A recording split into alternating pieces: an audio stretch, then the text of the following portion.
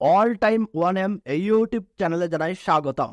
সুপ্রিয় দর্শক বন্ধু সকলকেই অগ্রিম ঈদ মোবারক। চলছে পবিত্র মাহে রমজান, আর এই রমজান মাস শেষ হলেই উদযাপিত হবে ধর্মপ্রাণ মুসলিমদের সব থেকে বড় ধর্মীয় উৎসব ঈদুল ফিতর। এখন সকলের মনে একটাই প্রশ্ন ঘোরাফেরা করছে যে এই বছর 30টি রোজা হবে নাকি 29টি। বাংলাদেশ ও ভারতবর্ষে কোন দিন পালিত হতে চলেছে পবিত্র ঈদ, এই বিষয়ে এর মধ্যেই সৌদি আরবে প্রকাশিত হয়েছে এই বছরের ঈদুল ফিতরের সম্ভাব্য তারিখ। জানতে হলে অবশ্যই ভিডিওটিকে প্রথম থেকে শেষ পর্যন্ত মনোযোগ সহকারে দেখুন, এবং সবার আগে সবার প্রথমে সঠিক খবর জানতে হলে অবশ্যই আমাদের এই ইউটিউব চ্যানেলটিকে সাবস্ক্রাইব করে পাশে থাকা বেল আইকনটিকে প্রেস করে রাখুন। তো চলুন এক নজরে দেখে নেওয়া যাক। এই বছর 2024 সাল গত 11ই মার্চ কিন্তু শুরু হয়েছিল রোজা। আমরা জানি রোজা শেষে শাওয়ালের প্রথম দিন পবিত্র ঈদুল ফিতর উদযাপন হবে। তবে কবে রোজা শেষ হবে তা কিন্তু নিশ্চিত হবে চাঁদ দেখার উপর।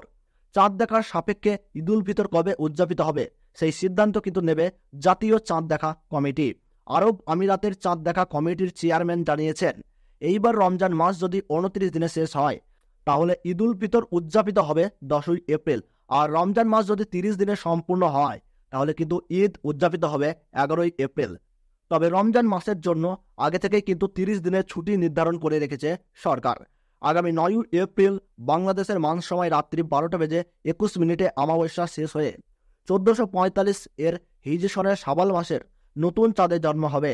ওই দিন সূর্যাস্তের সময় চাঁদের বয়স হবে 0.7480, এবং ওই দিনেই রাত্রি 9টা বেজে 1 মিনিটে প্রতিপদ শেষ হয়ে দ্বিতীয়া শুরু হবে। এই বছর খালি চোখে চাঁদ দেখার সম্ভাবনা খুবই কম হতে পারে বলে জানিয়েছে আবহাওয়া অফিস। তবে বাংলাদেশের আবহাওয়া দপ্তরের পাশাপাশি আরব আমিরাতের চাঁদ দেখা কমিটির মতে এই বছর 10ই এপ্রিল রাতেই চাঁদ দেখা যেতে পারে।